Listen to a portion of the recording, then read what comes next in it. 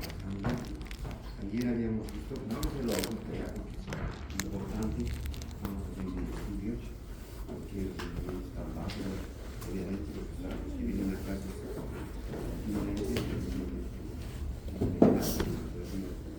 y por eso les va a ir explicando, ¿no?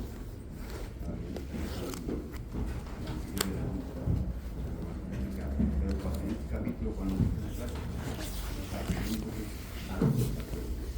ya 2 semanas. Las preguntas salen de este libro. Ayer habíamos mencionado la urgencia. Ya tenemos 2 leyes que se aplican en las cirugías respiratorias, especialmente en este capítulo de transporte de gases. De nuevo, entonces, la ley de ¿quién se denuncia de la ley? Dice, la concentración de un gas, en este caso del oxígeno, es igual o directamente proporcional al coeficiente de solubilidad por la presión arterial de oxígeno. El coeficiente de solubilidad de oxígeno, ¿cuánto es? Es 0.003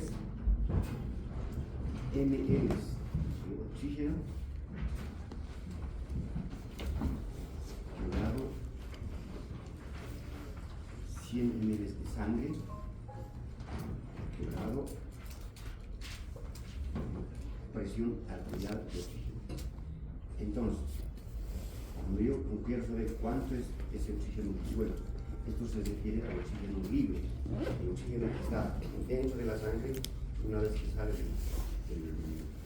del corazón derecho, va a los capilares, puede ver cuánto es ese oxígeno que va circulando en la sangre arterial. ¿Cuánto? La concentración, poquísimo, ¿no? Porque si yo divido 0.1, si yo divido yo divido 0.003 y redondeo esa presión arterial que era de 95, este dato sigue dando nivel del mar 95, los datos que está dentro de los libros, por ejemplo. Ya. Y los datos que está en los libros 95, pero siempre se van a acordar que yo voy a hacer preguntas a nivel de la altura, porque eso es lo que nos interesa, ¿no? Entonces dividiríamos 0.003 en el caso del nivel del mar, si redondeamos por 100 nos sale 0.3, miren qué poquito, 0.3 ml de oxígeno en 100 ml de sangre arterial. Esa es la cantidad o la concentración de oxígeno de un gas, en este caso el oxígeno, que se encuentra circulando en la sangre. Poquísimo, ¿no es cierto? El resto se va con la hemoglobina. Ahora, en el caso de la altura, anótense, porque eso sí o sí voy a preguntar, porque eso es lo que nos interesa, porque estamos viviendo en la altura de 3.600 metros sobre el nivel del mar. Entonces, en el caso de la altura, ese punto 0, ese coeficiente de solubilidad 0.003, multiplicamos por cuánto? Por 60, ¿no es cierto? Porque la presión arterial de oxígeno en la paz es 60 metros. Fácil, pero importante. Habíamos dicho que la importancia de calcular esta concentración de oxígeno, supongamos que el gas, mejor dicho, que el laboratorio nos reporta una presión arterial de oxígeno de 200, tenemos en nuestra computadora, en su celular, multiplican 200 por 0.003, nos sale ¿cuánto? 0.6, ¿no? 0.6. Esa cantidad que parece poquito, habíamos dicho que ese oxígeno disuelto que origina un movimiento cinético en los vasos es el que impulsa a la hemoglobina, al oxígeno, para que se una a la hemoglobina. Entonces, con 200 de presión arterial, obviamente ese paciente, esa persona debe estar sometido a terapia ventilatoria u oxigenoterapia. Tendría que estar en una sala de terapia intensiva. Entonces, no se puede. Entonces, por eso, casi es seguro que tiene que mejorar, ¿qué cosa? La saturación, ¿no es cierto? Hemos visto la cascada de la saturación, haciendo un repaso, que también hago preguntas, bueno, para recordarles a ustedes, los que han venido ayer, primero es la presión del medio ambiente, y hemos dicho con la oxigenoterapia podemos mejorar el oxígeno del medio ambiente. Si mejora la presión en el medio ambiente, mejora la presión de inspiración en el aire traqueal húmedo. Si mejora en el aire traqueal húmedo, mejora la presión en el alveolo, la presión alveolar. Si mejora la presión alveolar, ¿mejora qué? La presión arterial. Si mejora la presión arterial de oxígeno, en este caso, presión arterial de oxígeno es lo mismo que la presión angiopráctica que se toma la presión circulatoria, la presión arterial de oxígeno. Y si mejora la presión arterial de oxígeno, sí o sí mejora, enseguida vamos a ver la demostración de disociación, sí o sí mejora la saturación. Si no mejora, ya estamos en un paciente que esté, una persona o un paciente que está con problemas, es decir, está enfermito. Muy bien. Aquí tenemos un dato que es importante. Esto ya lo han llevado, esto cuando han visto fisiología renal, 1.34 volúmenes de oxígeno es transportado por un gramo de hemoglobina. Pero la cantidad de hemoglobina que circula en nuestra sangre, ¿cuánto es? En la altura es 16, 17 como promedio. A nivel del mar, redondearemos a 15, porque los libros dicen 14, 15. Entonces, lo cierto es que 15 gramos por decilitro es la concentración de hemoglobina. Pero, si calculamos en función, en clases te llaman dos, te llaman medio en clases te llaman medio. Entonces, sí, el dato es importante. ¿Cuántas moléculas o cuántos volúmenes así de oxígeno transporta un gramo de hemoglobina? Ahí está. El ejemplo, 1.34. La respuesta es 1.34 volúmenes. Si yo les pregunto a un paciente con anemia que se porta el laboratorio 10 gramos de hemoglobina, obviamente ese dato es de una persona que está con anemia, ¿no es cierto? Entonces quiere decir que dentro de su organismo, si multiplicamos por 1.34, 10 por 1.34 nos va a dar 13 volúmenes de oxígeno que está transportando unido a la hemoglobina. Estamos multiplicando por 10, es un ejemplo. De nuevo, si tuviéramos un reporte de 10 gramos por decilitro de hemoglobina, yo quiero saber cuánto de oxígeno está transportando, entonces multiplico por 1.34. Y 1.34 por 10 es 13.4. Es un ejercicio sencillito, pero eso me indica que está por debajo del valor normal de la capacidad de oxígeno. ¿Cuánto había sido la capacidad de oxígeno? Dividiendo multiplicando 1.34 por 15. Aproximadamente, si ustedes hacen el ejercicio, aproximadamente sale 20, 19.3, 19.4, pero si se redondea a 20. ¿Qué es 20? 20 volúmenes de oxígeno se transporta por cada 15 gramos de hemoglobina. Ahí está, esa es la capacidad del oxígeno. 20 gramos de oxígeno se transporta por los 15 gramos de hemoglobina. Ahora, si ustedes tienen un dato de hemoglobina mayor o menor, pues multiplica por 1.34, como les he dado en el anterior ejemplo. Entonces, ejemplo, adulto con una hemoglobina de 15, digamos, en sangre, y 15 por 1.34, ahí está, dice 20 ml, porque habíamos dicho 20 ml de sangre, de ml de oxígeno, por 100 ml de sangre se transporta unos 15 gramos de hemoglobina. Esa es la capacidad de oxígeno. Ahora, otra cosa es el contenido arterial. ¿Cuánto contiene de oxígeno? Esa es la parte más importante. ¿Cuánto contiene de oxígeno nuestro sistema circulatorio? ¿Alguna vez se han puesto a pensar cuánto está circulando de oxígeno? En este caso, oxígeno libre. Existe oxígeno total en realidad, el contenido de oxígeno total. Aquí está. Miren, contenido arterial de oxígeno es igual a hemoglobina por 1.34, lo que hemos dicho al principio, es la capacidad. Aquí ya entra el concepto de saturación, por saturación sobre 100. Paréntesis, más el oxígeno disuelto que ya hemos calculado varias veces, ¿no? Por la ley de Higgs. De nuevo, ¿cuál es la fórmula del contenido arterial de oxígeno? Contenido en las arterias, los cuántos de oxígeno contiene. Entonces aplico la fórmula y digo hemoglobina por 1.34, que es la capacidad, pero en este caso les decía, ingresa ya el concepto o el dato de saturación de oxígeno, por saturación de oxígeno sobre 100. Entonces, si la persona está saturando 90 sobre 100, 0,9. ¿No? Entonces, si está saturando 90, 0,9. Y multiplico por la capacidad por 20. ¿No? Eso lo hice un paréntesis y hago la sumatoria o la suma con la presión arterial de oxígeno por 0.03, es el oxígeno disuelto, ¿no? Ya tienen la fórmula del oxígeno disuelto. De nuevo, ¿cómo se calcula la concentración de oxígeno en la sangre o el oxígeno disuelto? Dividiendo, multiplicando el coeficiente de solubilidad, que en el caso del oxígeno es 0.003 ml por 100 ml de sangre por presión arterial de oxígeno, ¿no? Ahí está, presión arterial de oxígeno.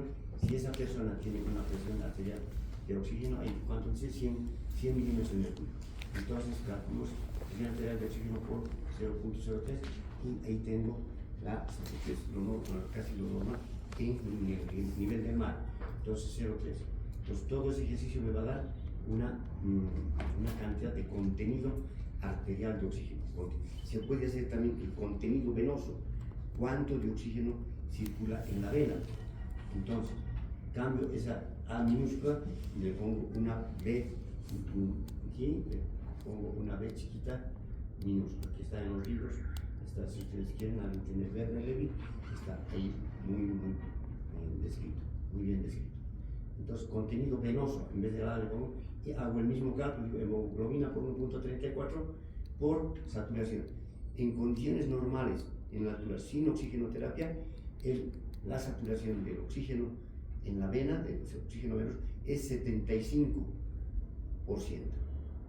Eso está medido por gasometría. Si pedimos saturación venosa, nos va a dar el laboratorio 75 a nivel del mar. En la altura ese dato varía muy poco, también puede ser 75, 73 o más, pero 75 es el contenido venoso de oxígeno y el cálculo es igual. Allá en presión, aquí en la vena, entonces será, en vez de 100, tendré que poner cuánto. La vena es 40. ¿Cuánto es el oxígeno en la vena? ¿Se acuerdan cuando hemos dado los datos? ¿Cuánto es la presión arterial de oxígeno en la vena? Antes de que se oxigene, 40. ¿Se acuerdan que inclusive hemos hecho la relación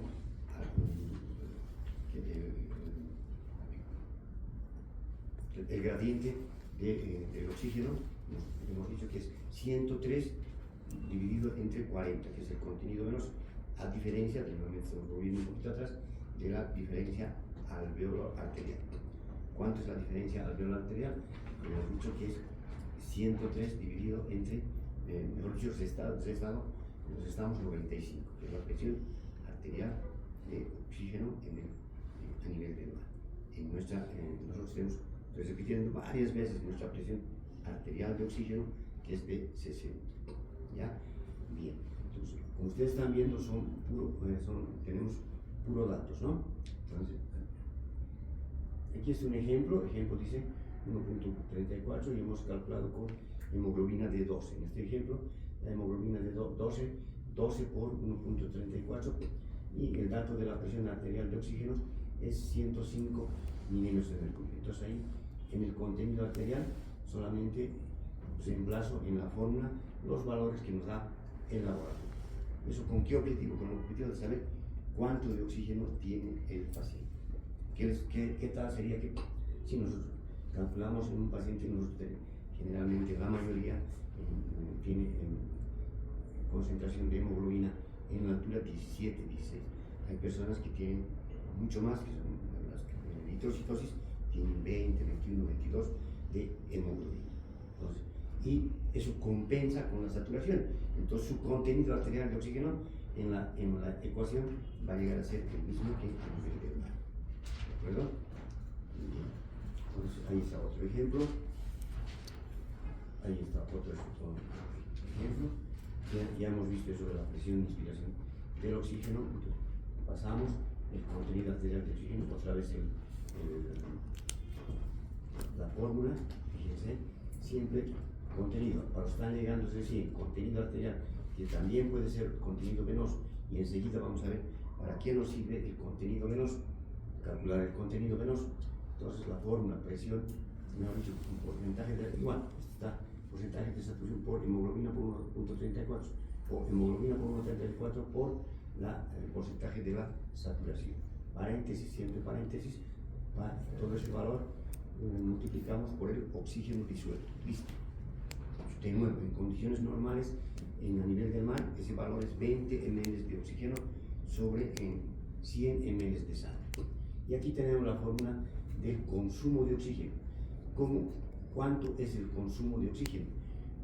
Ahí tenemos la fórmula, anótense bien porque esto también les van a aprender en fisiopatología, el consumo. Los tejidos, ¿cuánto de oxígeno consumen? Los tejidos consumen 250 ml por minuto. Ese también es un dato importante para calcular el estado del paciente. Entonces, en su cabecita tiene que estar ese valor, que el consumo de oxígeno es 200. ¿Cómo se obtiene ese valor de 250 ml por minuto? Aplicando esta fórmula. El consumo de oxígeno es igual al gasto cardíaco, ¿no? El gasto cardíaco, ustedes saben cuánto es, 5 litros por minuto. Litros por minuto. Entonces, todo esos litros por minuto tengo que transformar a ml, porque ya habíamos dicho que el consumo de oxígeno es 250 ml por minuto. Pero el gasto cardíaco es, ¿cuánto? 5 litros por minuto. Entonces transformo, digo 5000 ml por litro. Igual, en el contenido arterial de oxígeno, que normalmente nos da 20 ml, ahí sí, 20 ml ya no necesito transformar, menos el contenido venoso, que es 15. Y bueno, el contenido arterial, que es 20, menos el contenido venoso, que es 5, aquí está el contenido venoso, contenido arterial y contenido venoso. Esta fórmula, por si acaso, ya hablamos de otra fórmula, ya tenemos dos fórmulas, tres con esta. Esta es la fórmula, ley de Fick. La ley de Fick es diferente del principio de Fick que vamos a ver. No, este es el principio de Fick. La ley vamos a ver después. Este es el principio de Fick, Corsica, y les ha debido dar esto el doctor de cardiocirculatorio. De nuevo, el consumo de oxígeno es igual al gasto cardíaco por el producto que sale del contenido arterial menos el contenido venoso. Eso sale, la diferencia, ¿cuánto sale? 5 gramos por decilitro, ¿verdad? Bueno, cuando calculamos ese contenido arterial en litros por minuto, pero cuando calculamos en ml nos va a ser 5 ml por 100 ml de sangre. Entonces, ¿por qué pierde para llegar a la vena de 20 a 15? Porque 5 lo entrega a los tejidos, se queda en los tejidos, ¿de acuerdo? Y se torna, y cuando se toma la gasometría, se torna y el contenido venoso resulta que ha sido 15. Entonces, eso es lo normal. Entonces, en el contenido arterial podemos calcular más de 20, menos 20, etc. Pero este es el dato normal. De nuevo, el dato del consumo de oxígeno es 200, de ahí se obtiene 250 ml por minuto. El consumo. ¿Se acuerdan que habíamos hablado al principio de cociente respiratorio? Y habíamos dicho que la producción de CO2 por los tejidos se tiene que dividir por el consumo de oxígeno. Entonces, eso es el cociente respiratorio.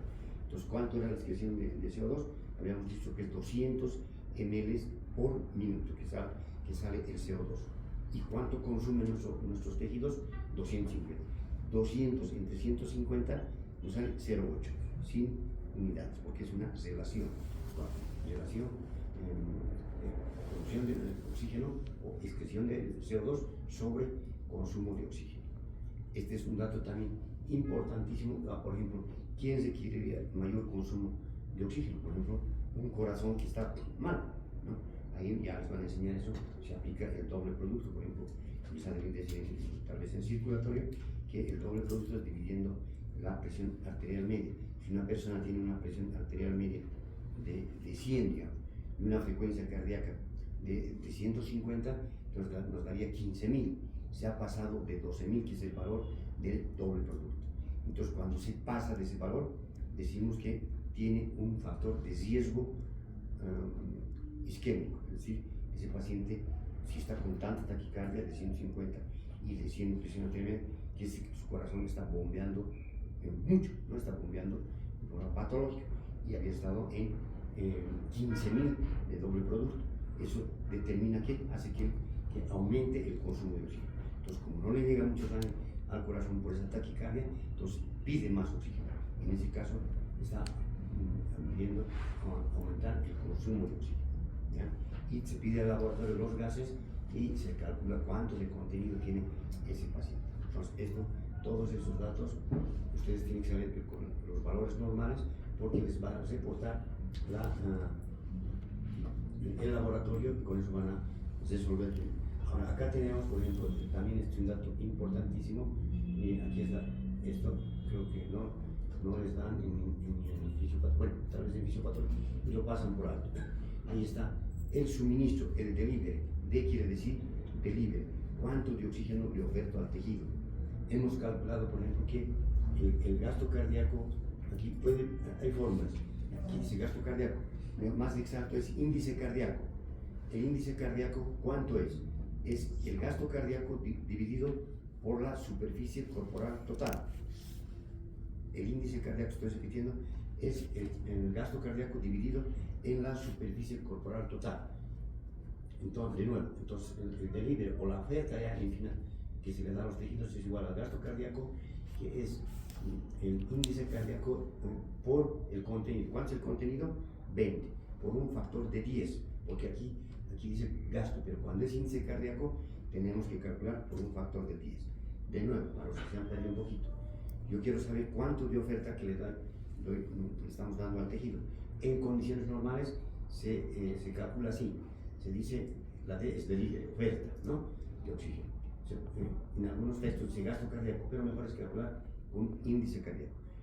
¿Cómo se calcula el índice cardíaco? Gasto cardíaco dividido entre la superficie corporal total, que sale aproximadamente 2.3 o 2.7. Eso se multiplica por 20 ml de oxígeno por 100 ml de sangre. Ustedes pueden poner las unidades, pero el valor es y multiplicar por 10, y el valor les va a salir aproximadamente 500 o 480, ya multiplicado por 10. Esa es la oferta que se da al tejido en condiciones normales.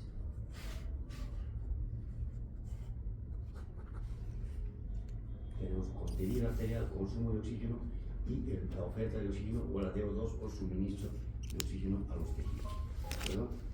No olvidarse, anótense, esos son datos importantísimos.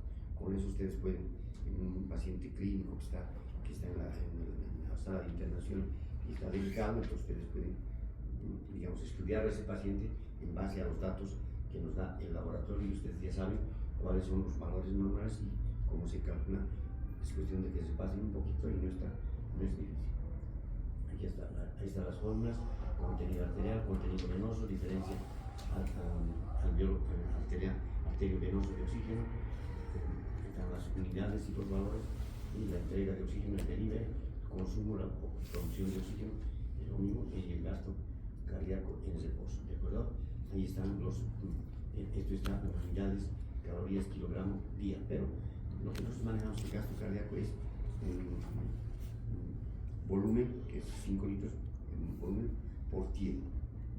Eso no olvidarse, eso es lo que bombea nuestro corazón en un minuto. Otros factores que afectan el transporte de oxígeno, eso vamos a ver más adelante: anemia, monóxido de carbono. Esto lo vamos a englobar en un diagnóstico de hipoxia pulmonar. Enseguida vamos a ver eso. O sea, ¿qué es la cianosis? Cuando a una persona le falta oxígeno por los factores que vamos a ver posteriormente, entonces lo van a ver a veces crónicamente o a veces de forma aguda. Estaba bien y de repente se ha puesto azul, entonces seguramente porque le han dado algún depresor, digamos por ahí se han equivocado en la dosis de Neuril que le correspondía 0,5 miligramos y han dado los 2 miligramos que tiene el blister o el comprimido de clonazepam o Neuril. O puede ser que el diazepam que se le coloca viene en ampollas de 10 miligramos y tal vez una persona que está con histeria, es mayor, está queriendo convulsionar y le ponga diazepam endovenoso. Y ese dato decimos se deprime, es decir, respira con dificultad y se pone azul, cianótico, ¿no? En la definición de la por fisiología decimos que cianosis se presenta cuando se encuentra en sangre capilar mayor a 5 gramos por decilitro de sangre de hemoglobina no oxigenada, ¿de acuerdo? Mayor a 5 ml por decilitro, gramos mejor dicho, por decilitro de hemoglobina no oxigenada. Hemoglobina reducida, también dicen en el texto hemoglobina. Clínicamente, ¿qué vemos? Vemos un paciente que está cianótico, está con la coloración azulada, a veces está, cuando ya es profundo, es mucha, a veces está, este paciente está negro, está azul, ¿no? Entonces, y está dificultando, respira con dificultad. Habíamos puesto el ejemplo de una persona que se le administra, digamos, un depresor y de repente se pone ciano. O de lo contrario, una persona que viene con un traumatismo encefalocraniano y viene respirando apenas cianótico, quiere decir que no está oxigenando bien. Ahí sí podemos decir no está oxigenando bien cuando el paciente se encuentra con o se le ve cianótico.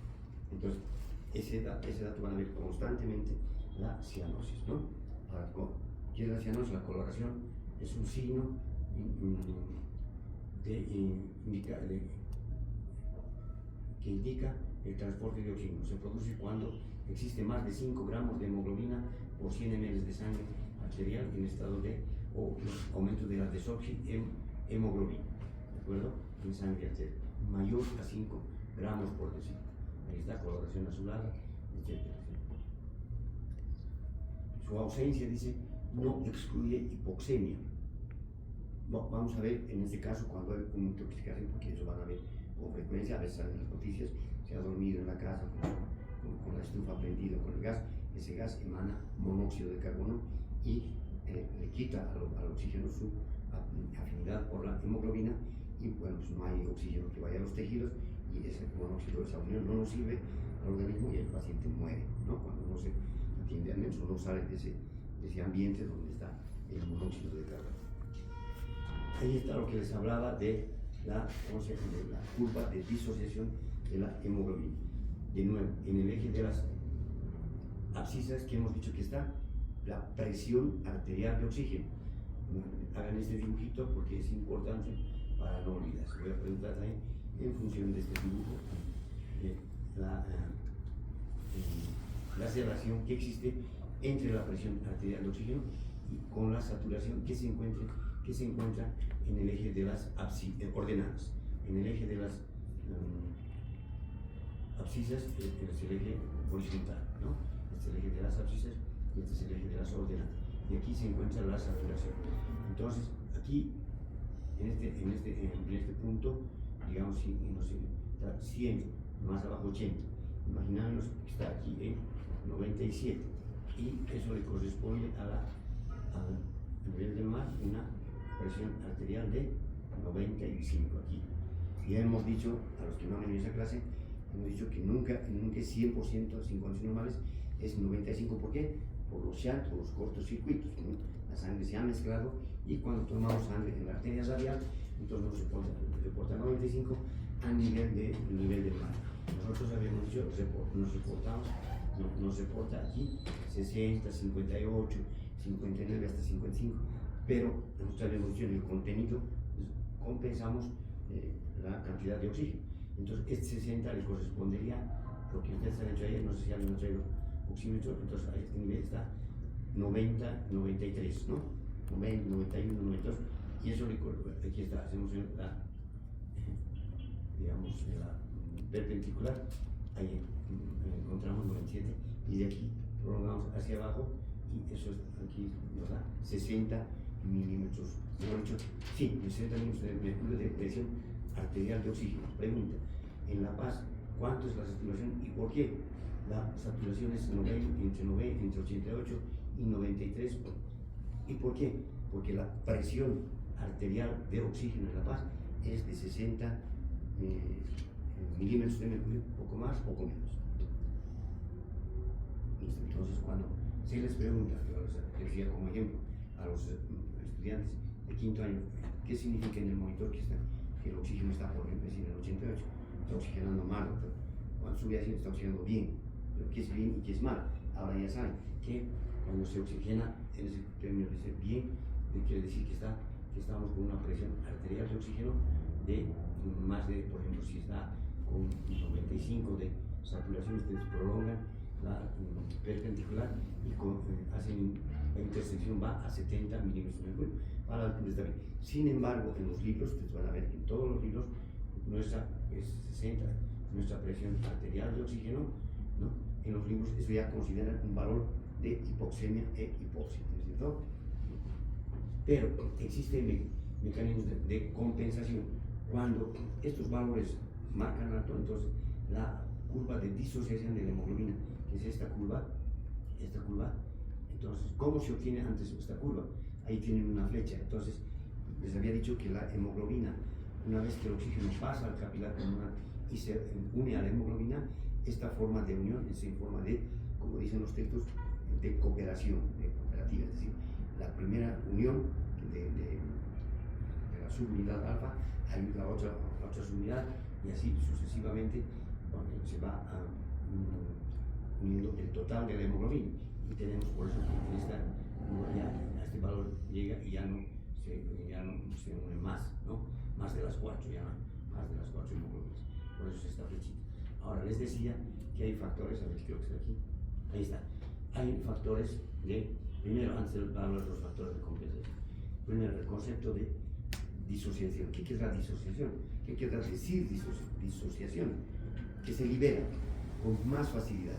Entonces, disociación, que se libera el oxígeno, lo que quiere decir que cuando esta curva se desplaza hacia la derecha, en otras palabras, tenemos valores más altos de presión arterial de oxígeno, como sucede con menores que tenemos cuando se desplaza esta curva o la P50, así ya vamos a dar la definición de la P50, se desplaza esta curva en función de los valores de saturación y de presión arterial de oxígeno, decimos que se ha desviado a la derecha, efecto Bohr. Efecto Bohr en algunos en el texto dicen no aplica casi nada de epónimos, no me estoy refiriendo al gaito, pero el otro sigue manteniendo el efecto Bohr o desplazamiento hacia la derecha. Entonces les decía que es disociación. Entonces cuando se desplaza hacia la derecha existe un mayor desprendimiento del oxígeno. Entonces es una forma de compensar. Al revés, cuando la curva se desplaza a la izquierda, entonces quiere decir que el oxígeno no se desprende, ¿ya? Uno de los ejemplos en el que se desplaza a la izquierda es la intoxicación por monóxido. Entonces el monóxido no permite que se utilice en oxígeno, por eso su desplazamiento es a la izquierda. Ahora, en todos los textos está cuáles factores metabólicos desplazan la curva hacia la izquierda. Antes de eso, aquí les hemos puesto una flecha, fíjense, 50 y equivale a, aquí está 50, aquí está, en la curva normal, hacen una prolongación, se vienen acá, y menos de 30, ¿cuánto es? 27. Entonces, la definición de la P50, noten, P50 es la presión arterial de oxígeno a la que el oxígeno se une a la hemoglobina en un 50%. Entonces, cuando la mayoría, el 99% de los estudiantes cuando se reúnen, ¿qué es la P50? El 50% de saturación, nada más. No, no es así. La definición es que la presión arterial de oxígeno, que en este caso es 27 milímetros de mercurio, en condiciones normales, es, de nuevo, es la presión arterial de oxígeno a la que el oxígeno se una a la hemoglobina en un 50%, es decir, a la mitad. Pero la P50 en sí, ¿cuánto es? 27, es la P50. ¿27 qué? Milímetros de mercurio.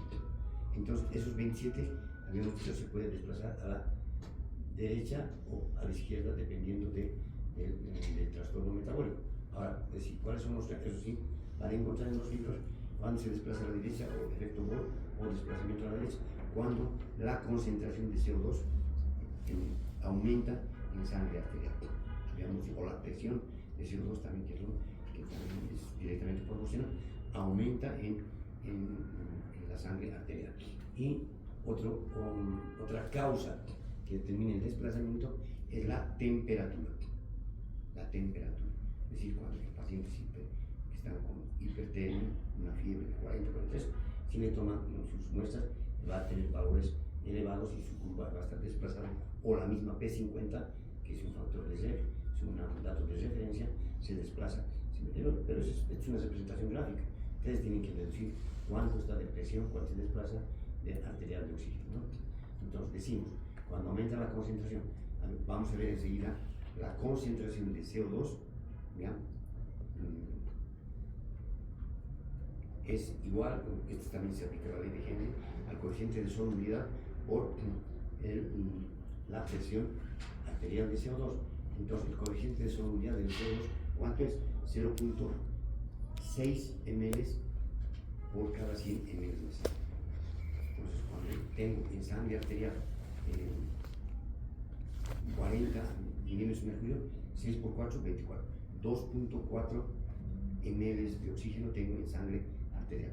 2.4 ml de CO2 tengo en sangre arterial por 100 ml de sangre. Pero en sangre venosa tengo un poco más, porque habíamos dicho que es 46 en sangre venosa la presión arterial de CO2. Entonces, cuando la concentración de CO2 está elevada y la temperatura está elevada, entonces la curva de disociación de la hemoglobina se desplaza a la derecha. ¿En qué otro caso más se desplaza a la derecha? Cuando el pH está disminuido. ¿Eso qué significa? Acidosis, ¿no es cierto? Acidosis. Cuando el paciente está en estado de acidosis, es algo delicado, es grave, dependiendo del pH. Normalmente, ¿cuánto es el pH? 7.4, 7.35 a 7.45. Baja de 7.35 y ya decimos que estamos en estado de acidosis. Es respiratorio. El doctor Mamani, en las siguientes clases les va a explicar la acidosis y la alcalosis. Entonces, habíamos dicho que nos tenemos que cuidar siempre contra todos estos signos, la hipertensión, hipotensión, hipercamia, hipoxia, hiperglicemia, hipoglicemia. Contra todo eso tenemos que luchar.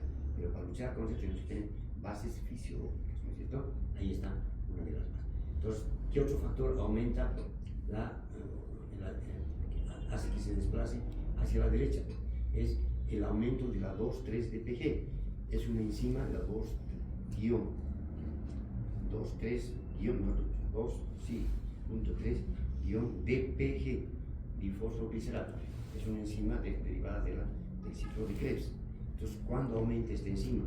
Por ejemplo, cuando el paciente está en eritrocitosis, porque esta enzima se fabrica dentro del glóbulo, dentro del glóbulo rojo. De nuevo, entonces los factores que hacen que se desplace hacia la derecha la curva de disociación del hemoglobina, aumento de la concentración de CO2. Ya les he explicado cómo se calcula la concentración de CO2, más antes habíamos explicado por la ley de Henry, cómo se calcula la concentración de oxígeno. Ahora de CO2 también. Lo que significa cuando hay mucho CO2, no estamos eliminando, no elimina el paciente que está con un problema pulmonar severo, ¿no? Puede ser una neumonía, en el caso del COVID ya se veía harto porque había una tormenta de citoquinas e inflamación, todo el pulmón estaba inflamado, dependiendo de la gravedad de la infección, ¿no? Algunos tenían un globo motor era impresionante. Entonces, solamente con la placa, los cirujanos decían, este paciente tiene que ir a terapia y tiene que ser sometido a ventilación mecánica. Y cuando es ventilación mecánica, ya es algo grave, porque no salen, la mayoría no salen bien después de una intubación o de una asistencia en terapia intensiva. Entonces, eso es digamos, un dato de alarma. En terapia intensiva se producen muchas. Esto es el manejo de rutina de terapia intensiva. Ahora, ¿cuáles son los factores que desplazan la curva? Y hemos dado uno, que es el CO2, que hacen que no se desprenda el oxígeno de la hemoglobina en los tejidos. Desplazan la curva hacia la izquierda, lo contrario de los que desplazan a la derecha. O sea, una hipercapnia, porque no solo había hipocapnia, un aumento del pH, o sea, mayor a 7.45, ¿no? Eso es alcalosis, ¿no? En estado de alcalosis, también alcalosis desplaza la curva de disociación hacia la izquierda. Cuando disminuye también la 2,3 de pG, ¿no? Que habíamos dicho que se fabrica, bueno, se obtiene por la enzima del ciclo de Krebs, ¿no? Dentro de la célula, en este caso dentro del glóbulo rojo. Bien, ¿qué otro factor? La disminución o la hipotermia. Ese es un dato importantísimo. Por eso a los pacientes que se les somete a hipotermia, por ejemplo, están siendo operados de corazón con circulación extracorpórea, entonces se somete a hipotermia de 17 grados, ¿no? Normalmente en 37 grados centígrados. Eso para que disminuya el consumo de oxígeno y no se quiera pedir mucho oxígeno, pero tiene un tiempo límite cuando se hace cirugía a corazón abierto, como en este caso, ejemplo que lo estoy dando, en la cirugía para prótesis valvular o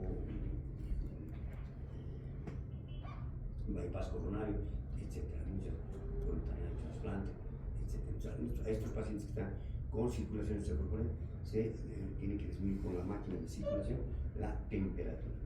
La sangre se enfría, entonces por lo tanto los tejidos van a requerir menos oxígeno. Ya. Ayer me preguntaba una de las estudiantes, doctor, ¿y hasta cuánto puede, el mínimo puede soportar el paciente la saturación? Hay pacientes que a veces vienen con 50. Y eso, ¿cómo ustedes detectarían antes de colocar el oxímetro? Que está totalmente cianótico, ¿no es cierto? El paciente está como sus butacas, cualquier butaca está azul, ¿no? Casi negro, y está con hipoventilación. Entonces ya te deducen, entonces este paciente está con hipoxia, está con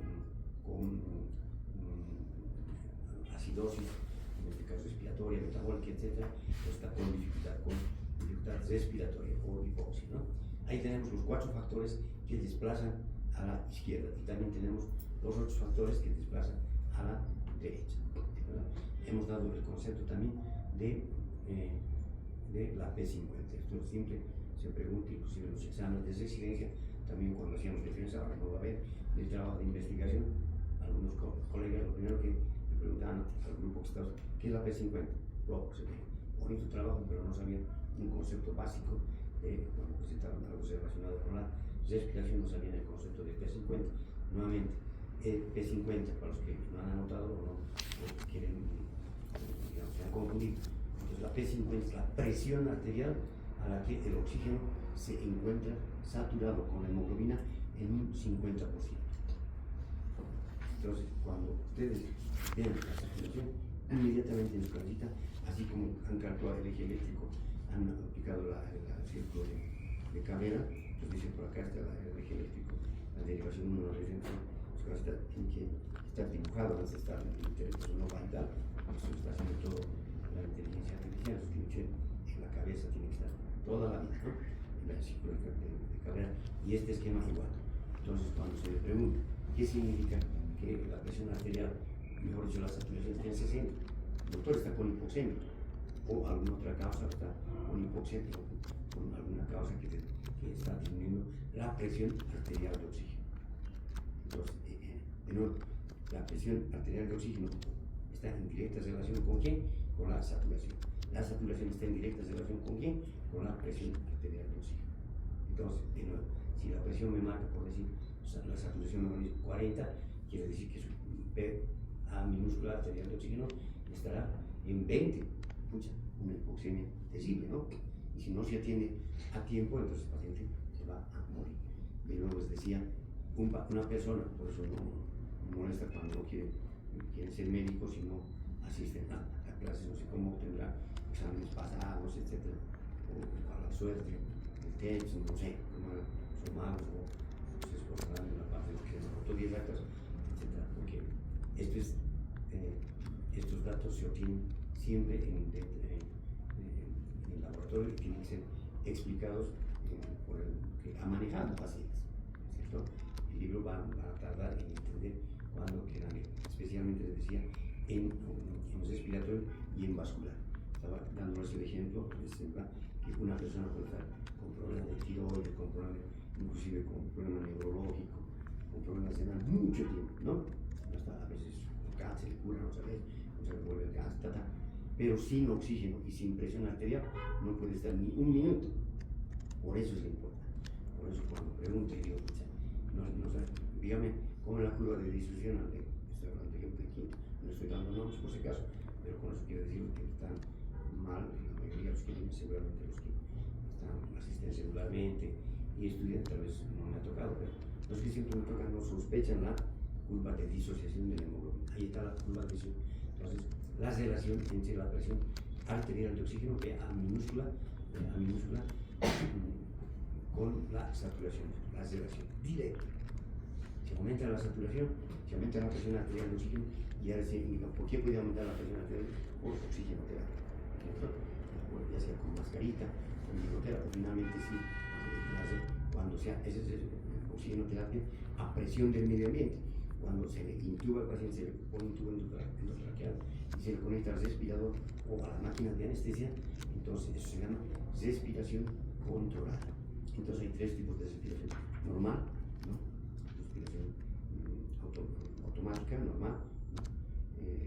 Asistida y controlada, ¿no? Y asistimos cuando le damos al individuo del ambú, empezamos a darle el oxígeno, inclusive hay algunos paros cardíacos que todavía se enseña en reanimación o asistencia boca a boca en un paro cardíaco, eso les van a enseñar en algún taller o en clínicas. Entonces, eso, bien. Entonces vamos a seguir. Estoy viendo que más cosas. Ahí está, en esta diapositiva pasamos disminución de la temperatura, disminución de la presión de disminución de la presión, aumento de la calorosis, desvío a la izquierda. Desvío a la derecha, todo lo contrario, ya han anotado eso. Entonces,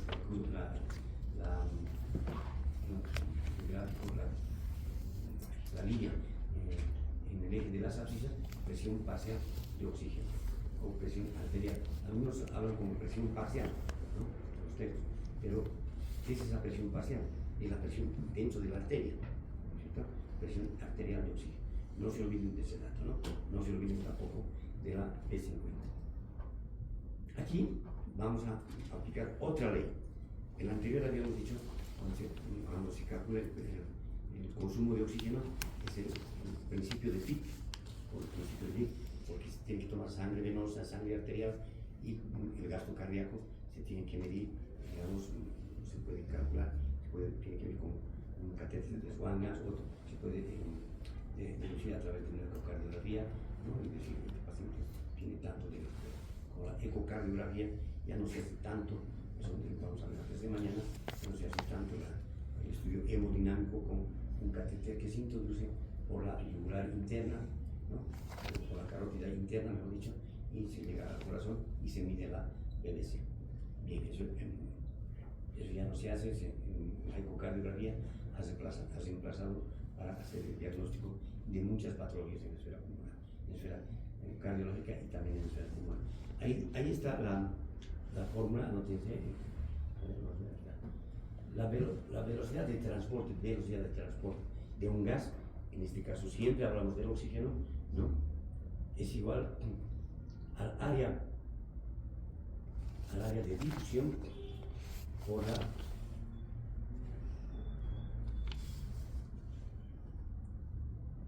coeficiente de solubilidad de ese gas, la D mayúscula, por el gradiente de presión dividido entre el grosor o el espesor de la membrana alveolo-capilar.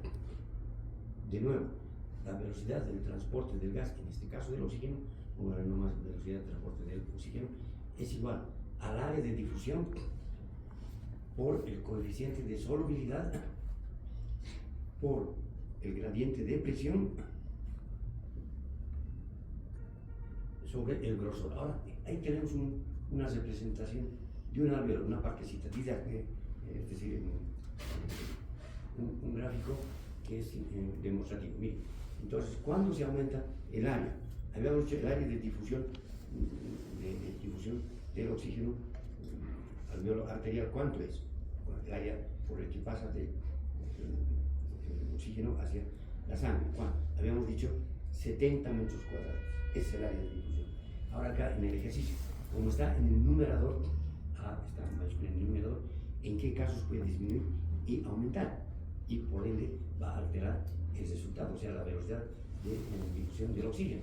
Por ejemplo, el área en qué caso puede disminuir. Por ejemplo, si a un paciente se le hace lobectomía, ya disminuyendo sus alveolos, que nuevamente, repito, son 300 millones, ya ha disminuido su cantidad de alveolos, su alveolo capilar ha disminuido. O de lo contrario, que esté enfermo ese pulmón, entonces ha disminuido una neumonía, por ejemplo, disminuye el área de difusión alveolo capilar. ¿En qué caso aumenta? Al revés, cuando se hace una oxigenoterapia, ya sea por ventilación por la presión del medio ambiente o ventilación controlada. ¿Controlada con qué? Con la máquina, mejor dicho, con el ventilador. Estamos hablando de la terapia intensiva. Entonces, en esos casos está aumentado el área de difusión. Repito, realmente son conceptos clásicos básicos. La velocidad de transporte del oxígeno está influenciada o está en directa proporción con qué? Con el área de difusión multiplicado por el coeficiente de solubilidad, ya saben ustedes cuánto es, multiplicado por el gradiente de presión, ¿no?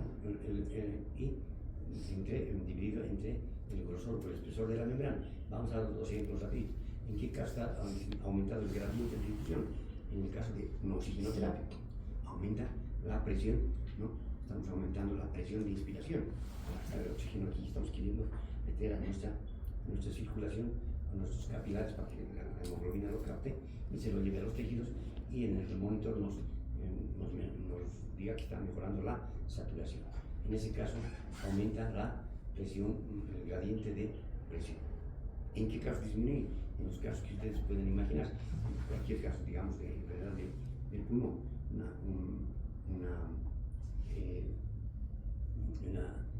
el distrés respiratorio del adulto, que ustedes van a escucharlo hablar constantemente, distrés respiratorio o dificultad respiratoria, es un edema pulmonar no cardiogénico. Ahí está su nombre, edema en el pulmón, pero no es de origen cardiogénico. Entonces, es de origen séptico, en la mayor parte de los casos, y han visto también viral, como en el COVID. Entonces, en esos casos hay disminución del gradiente de presión. Vamos al espesor que está en el denominador. Si aumenta el denominador, entonces disminuye la velocidad. Si disminuye ese denominador, que es el espesor, aumenta la velocidad. ¿En qué casos aumentará ese espesor de la membrana alveolo-capilar? La membrana alveolo-capilar, estoy dando por entendido que ya en espesor para las prácticas es todo lo que es igual que en el riñón, es el endotélio, el epitelio capilar, los capilares, los linfocitos tipo 1, tipo 2, ¿no? La membrana alveolo-capilar, el intersticio alveolo-capilar, el epitelio alveolar, ¿no? Y esos son los componentes en el libro, bien dibujadito, la membrana alveolo-capilar o la membrana respiratoria. Ahora, estábamos en qué casos ese espesor de la membrana respiratoria o alveolo-capilar está aumentando. En todos los casos que dificultan la ventilación, la respiración o el intercambio gaseoso. Una fibrosis pulmonar. Los pacientes que vienen de las minas tienen tuberculosis, silicosis, etc. Su pulmón está bien, digamos, que con infiltrados, ¿no? Fibrosis, con fibrosis. Fibrosis quiere decir duro, ¿no es cierto? O sea, duro. Fibrosis pulmonar, fibrosis hepática, puede haber de muchos fibrosis. En este caso, la fibrosis pulmonar, que puede ser una de las causas. Voy a mostrar las otras causas. Y en qué casos puede estar aumentado, y en qué casos puede estar disminuido el espesor de la membrana alveolo-capilar. Entonces, el espesor puede estar alveolo-capilar, bueno, en condiciones normales está normal, y hemos dicho que la superficie de intercambio gaseoso es 70 metros cúbicos, pero en condiciones no normales, en qué casos puede estar disminuido en caso de oxigenoterapia también, hace que disminuya cuando el paciente está buena concentración de oxígeno o a una FiO2 encima de 60, entonces hace que empuje el oxígeno hacia el capilar para que se oxigene la sangre. ¿De acuerdo? Ahí está, ya tenemos cuántas leyes. Ley de Fick, esta es la ley de Fick, ¿no? La ley de Fick, ¿no? ¿Qué conceptos, así hago preguntas, qué parámetros no entran en la ley de Fick? Entra el área de difusión, el alveolo capilar, el área de intercambio, el coeficiente de solubilidad, la diferencia arteriovenosa y el espesor de la membrana. Si altera estos factores, se altera la velocidad de difusión. Si conserva estos factores, se conserva la velocidad de difusión de oxígeno. ¿Ya? Enseguida tengo una fórmula para calcular la velocidad de difusión del oxígeno. ¿Ya? Ahí está. ¿Por qué decimos hipoxia prepulmonar? Entonces, en esa membrana alveolo-capilar, por esa membrana alveolo-capilar tiene que pasar el oxígeno. Cuando medimos y no mejoramos con la oxigenación, con oxigenoterapia presente del medio o con el ventilador, tiene que mejorar la saturación. Si no mejora, aplicamos la ley de PAFI, o la PAFI que llamamos, ¿no? La ley de Kiwi será, sí, la ecuación de Kiwi, que divide la presión arterial de oxígeno entre la FiO2. Por ejemplo, si yo tengo una presión arterial de oxígeno, esa energía de las abscisas que el laboratorio me ha reportado, por decir 150, tengo que dividir entre la FiO2, seguramente está en un 30%. Entonces, esa es la FiO2, el resultado de esa división, esa es la PAFI, mejor dicho, es la PAFI. Entonces, presión arterial de oxígeno medio, presión arterial de oxígeno en la sangre arterial, dividido entre la FiO2. Normalmente a nivel del mar es 500, porque se divide, o se redondea primero la presión arterial de oxígeno en 100 y se divide entre 0,2, ¿no? 100 entre 0,2 nos da 500. Y de nosotros, ¿cuánto es nuestra PAFI? Tenemos que dividir, ya habíamos dicho, 60 en este caso, que es nuestra presión arterial de oxígeno, dividido entre 0,2. ¿Cuánto es? 300. O sea, nuestra PAFI es 300 de nosotros, a nivel de más que. Entonces, ese dato en la historia clínica de terapia anota. Dicen, tiene una PAFI de tanto. Cuando la PAFI, por ejemplo, son las causas que pueden alterar la PAFI, está, por decir, en 50, ya está, el paciente se mal, ¿no? Los demás no existe, pero quiere decir que está muy mal, ¿no? Bueno, entonces vamos a buscar la causa, y aquí tenemos las causas de hipoxia. Hipoxia prepulmonar, las causas pueden ser antes de la difusión alveolo-capilar, está esta disolución en el Goodman y Gilman, ¿no? Entonces, todas las causas que tienen que ver con las causas de hipoxia antes de la difusión alveolo-capilar, puede ser un traumatismo encefalocraniano que hace que hipoventile, ¿no? Entonces, el edema cerebral está impidiendo que tengamos buenas respiraciones.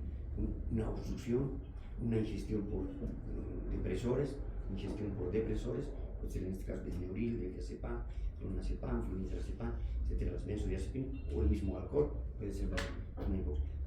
Lo más frecuente es la alteración de la relación ventilación-perfusión, mejor, alteraciones de la mecánica ventilatoria. Entonces, cualquier alteración de la mecánica ventilatoria, por ejemplo, puede ser la miastenia gravis, un traumatismo, todo lo que ustedes pueden imaginar. Hay más de 20 causas de la alteración de la mecánica ventilatoria. Puede ser del hueso, del músculo, puede ser del nervio, etcétera, que no le permite respirar y por lo tanto baja su saturación, ¿no? Y lo último, la obstrucción. Bueno, hay muchos, estamos acelerando. La obstrucción puede ser, los chiquitos están cianóticos, le llevan de emergencia y se ha tragado la moneda, etcétera, la pepa de Durant, ¿no? Y si no tenemos a tiempo se va a morir, ¿no? Esa es la hipoxia prepulmonar. Entonces, las causas de hipoxemia antes de la difusión. Y estas son las causas de la hipoxia pulmonar, que alteran la difusión del oxígeno, la hematosis. Y ahí encontramos todo lo que altera. Nosotros habíamos dicho el síndrome de distrés respiratorio. Estoy en clase unos 5 minutos, ¿no? Entonces, 5 minutos más corto. Entonces, todas las causas que alteran la difusión alveolo-capilar. El más frecuente en emergencia van a ver el síndrome de distrés respiratorio, que se produce por una sepsis, edema pulmonar no cardiogénico.